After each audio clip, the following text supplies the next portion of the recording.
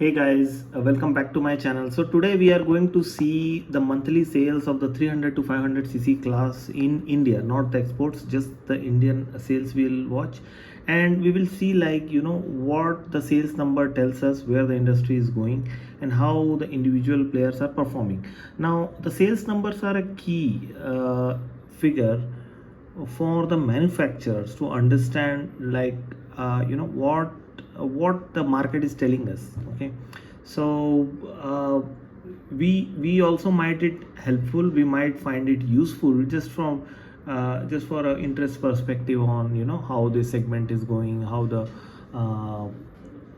what things are working, what things are not working. So anyway, so my agenda today will be to look at some of the points and discuss with all of you some interesting facts. Okay, so first of all, okay, so here we have the market. As you all know, the Classic is unchallenged, and it is the successful brand, or you can say product, that is reigning in the sales since last around 16 years. I think by 2009 2008 times, since it was launched in 2007. So no questions about it, we won't discuss anything about this value here. Every month this is almost having a 35% market share in this segment. Okay, so it created this segment actually in India, the retro classic segment. It not created, it regenerated it. The Bullet 350 was the one that was continuing. So this is the new model, and surprisingly this is picking up sales. So people who don't want a classic, they just want to go with the Bullet, which has got a very little change to it, and there is some price difference, and the mudguard change and the wheel size change or the color changes. So now I am seeing that the Bullet 350 has surpassed Hunter in sales. The Hunter sales, usually it was around, it spikes sometimes like 14, 15, 16, 17. Now it is coming down like 13,000. So this is the figure from last year, I can say. So last year this Bullet 350 was the old UC Bullet. Now you see there's a definitely there is an increase. So it's a success. These two are successful products. Even Hunter is also a success with almost close to 13.5 in January. Now the Meteor, right? Meteor, as you can see, even last year the sales is just the same. It goes maximum, it goes to 7,000, 8,000, and then it may also reduce. Like in last year, I think last year December, it reduced to 6,000. Here we have the numbers from Rushlane. You can see there is a 6,000 number. So Meteor is every month there are some 6-7,000 customers who weighing on Meteor. Now they try to increase the sales by introducing some new color, some price changes, spoke alloys to give it a more retro feel. So that's how they are struggling. So I think Royal Enfield definitely needs to work on this aspect. Okay, if they want to make it equal to the others. Now where this customers go who don't want the Royal Enfield tag, or they don't find, because each of these motorcycles are very different in terms of how you sit, how they behave. The engine is same, definitely, but that doesn't totally make a bike characterful. The characterful bike has all the elements like seating, comfort, height, everything, like how it looks, how it makes you feel. So anyway, so next we will focus on the CB350. Okay, so Honda has managed to gain some market. So what they are doing, they are not actually altering the seating geometry or the tire size or the rake angle that much. They are keeping it same, but they are giving a variety of new options like accessories and the color options. Even they're copying, they went ahead even to, if you have seen recent launches, they have copied the Classic 350, the Desert Storm one, back to back. So the customers, they think that whoever, they don't want to go to Royal Enfield but they want a bike like that, now they have another option. So I think it is working for them. Okay, the CB350 copying of Honda in terms of color and the looks, which having a pure full mudguard in the new CB350. So that is wooing customers again. So that's how they have increased the sales now. So they are roughly at around 4.6, around 5% of the market share, which is commendable for them. Even after 4-5 years, they are at this position. That means they are good, they are gaining. Now very interesting product next is the Harley-Davidson X440. Now you see the X440, why I'm saying it is so interesting is I will show you. So you see when Harley came into India, right, the brand image in the mind of the Indian customers, right, the Harley is like above. I mean, it is definitely above than Triumph. Okay, that's what I feel, because Harley, since we have seen in Hollywood movies and etc., so Harley has a special place. Just the problem was the pricing of it. Okay, products were really good. They are like very strong build quality. Okay, and Indian conditions, you know, the cruisers, they define the segment cruisers. Cruisers means long US highways wherein, you know, you have to sit for hours on stretch and the big engines perform, and then you just calmly relax and the bike goes on and on without too much annoyance. Annoyance means, you know, the engine rattling or any other thing, like in terms of comfort, butt comfort or whatever you say. So here Harley did a very good job. Okay, even though they collaborated with Hero, but here while designing this, I think they have kept their element. You see the peanut tank, which is akin to their all their models. Okay, and you will also see just one thing I don't like in this model, which is, you know, some sort of like standing out, is this silencer. Okay, the silencer routing is had it been a plain simple Harley silencer, or a silencer which is more sportier with their X 1200 models, it would have been great. But this, you know, it pokes out of the bike too much. It is very prone to scratching here there from the traffic. But anyway, they have managed to pull this off properly. It looks very much Harley and it behaves. Now you see the engine on this one, right?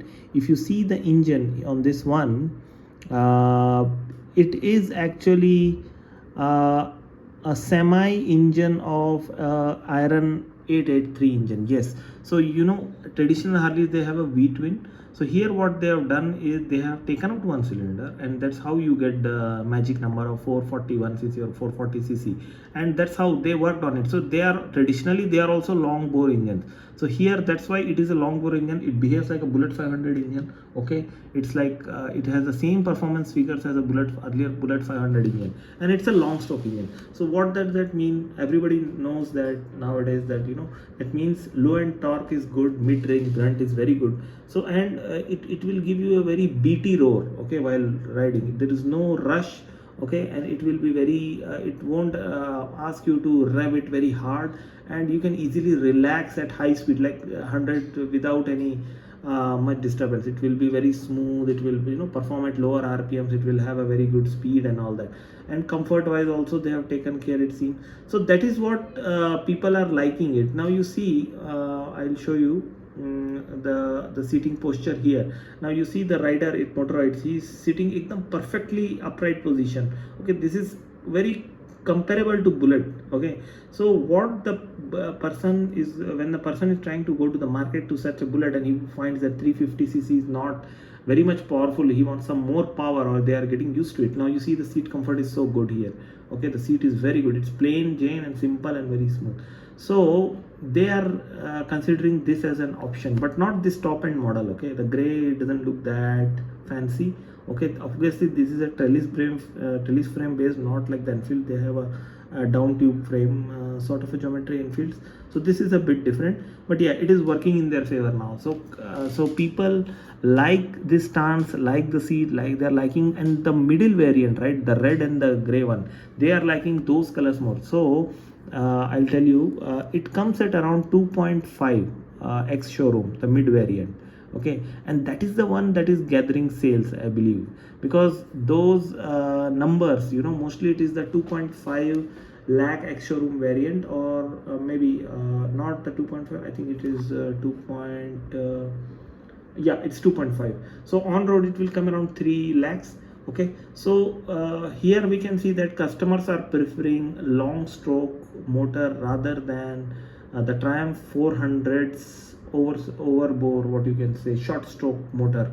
So which is like, you know, very high revving motor. And though Triumph fit finish is better than Harley as on today, but still from the sales from past 2 months, right, last month also they did like only 2273 here. So they are declining. It is not giving them a proper, you know, numbers that they expected at the time of booking. Like in one day they booked 10,000, but ultimately it found out that some people they booked that, then they booked the 400x, then they left it and some people took Himalayan, or they are looking for other options also. So anyway, that is up to them to think what went wrong and how they can quickly correct it before they slip, because before they face the same fate as the Dominar, which is selling at around 400-500 mark since last year, or the KTM 390, which is just selling at 800. The KTM 390, I will make a separate video on how Bajaj is still sustaining. They are making losses here as well. Okay, so next thing is Apache 310, pretty good numbers as per TBS. Okay, in this segment. Dominar, again I discussed, barely managing. CB300, even after the price cut, it is not, because it's a very short motorcycle. The CB300, it's very small. I took the test ride somewhere back in 2019. Okay, and I too felt that it's very fast. Okay, it picks up very good, but it's very small, even smaller than Hunter. So that's what, it's a naked. Of course, some people like it, it is very fast machine, it's made for performance, but you see again the geometry here, it is very small, so practical if you want to hang in a what you can say, some bag or something, you don't have any place. Okay, even the pillion is not that comfortable. So all these things make it as a deterrent. Even though you have reduced the price, you have very good tech, the engine is superb, no questions, Honda build quality, but still these are the negative. That's why it is not able to take market. Okay, now next I'll move on quickly to the other players like Ninja 300. Ninja 300 is a very good seller, even though it is not up to the date, but still I see that people love this. Maybe because it has already been selling since long, and there even in the used market also you will find good deal. So Ninja 300 people are liking. Maybe I'm not sure on the on-road price of this, I did not check it, but I think that's what it is. Now the CB500, or you can say, I think it has changed to NX500, right? They have some decent number like 40-50 only, not very much based on their price. Okay, Husqvarna is 23. Let's see from this month how Husqvarna will do now. Kawasaki Ninja 400. Oh, one thing, there is some 33 people who even take the 4-cylinder 100cc 4-cylinder ZX4R variant. I'm surprised. I did not think that that high price people will take that 400cc which is having 4 cylinders. But India is a big surprise. So I don't know how people are liking it. So it is almost selling same as Eliminator or a Yamaha R3 or a Husqvarna. Okay, but yeah, the Ninja 300 is the king here. Okay, and CB500 also is doing pretty good numbers. Aprilia, just one number, just one bike sold. Ninja 400, 21. So I think now I'll come to one more topic here. So recently you have seen the spy shots of this motorcycle scram, right? So basically I want to tell you something, why it is important for Enfield and why it is important for the competition. You see, everything is same as per the new Himalayan. The design, engine, everything is same. What they have changed here is they have removed the upside down forks with the simple fork. They have shortened the height of the front handle, okay, and the wheel size, I think it will be 17. What it does, it gives very good agility in traffic, but again the length is again as per the Himalayan, I believe. So I'm not sure how much agile this will be. It will not be as agile as a Hunter, because Hunter's Hunter 350's wheels base is even lesser. The wheel comes here around somewhere. This is more long, but that they have to negate with rake angle here, and the settings, the smaller wheel and all that. So this is meant for the city ride. Now pricing will be very important for this. If Enfield prices this aggressively, it will easily take up again the market which somehow the Harley or the Triumph has taken. Here the 10,000 units, right? The 10,000 units which are taken by Jawa, Triumph, and the Dominar 400, KTM 390, or the CB 350 and Harley-Davidson. From this 10 or 12,000, if it can take some market, maybe also from it can cannibalize also the sales of its own siblings also. But yeah, and another thing, the Himalayan thing, everybody knows 3,300 units are selling per month. It's a decent number. Okay, it used to sell like this. The old Himalayan used to sell like 2,499. Now it is selling like this. It is also having a 5%, which is okay at that price level. Okay, so these are my thoughts, okay, about the CB300, the Harley X440, and the scram, the yet to be launched scram. So let's see what the pricing will be. If the Enfield manages to pull this off within 3 lakh as on-road price, it will be surely a success. Okay, and it will again dent the competition. So one small change Enfield makes, people are bound to take it. So that's how the competition has to bear the brunt of it. So yeah, so that was my thought about it. Tell me in the comments what you want to know more, or is there any gap in my explanation, you want something else that is interesting, let me know. Okay, and I will surely include it. Please do subscribe to my channel and hear about the latest developments in the 300 to 500 cc segment. I am not an expert, but still I have some good knowledge and some good understanding which I am taking from all over the internet, and then filtering and passing on to you. Thank you so much for watching. Have a nice day.